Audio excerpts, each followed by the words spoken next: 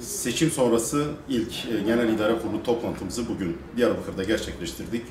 Bu vesileyle 24 Haziran seçim sonuçlarının ülkemize, milletimize ve İslam ümmetine hayırlar ve bereketler getirmesini bir kez daha Cenab-ı Allah'tan niyaz ediyorum.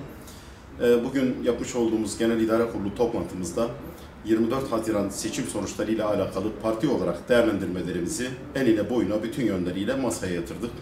Bunlarla alakalı önümüzdeki günlerde atacağımız adımları da şimdiden belirledik.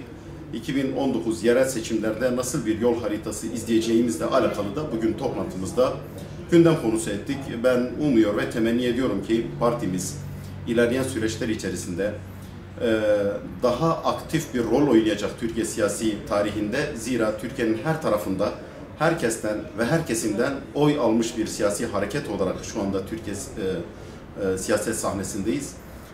İnşallah Hüdapar'ın söylemlerinin önümüzdeki süreçler içerisinde de Türkiye toplumu tarafından daha fazla kabullenileceğini, daha fazla sahiplenileceğine olan inancımızda verimli bir toplantı gerçekleştirdiğimizi özellikle ifade etmek istiyorum.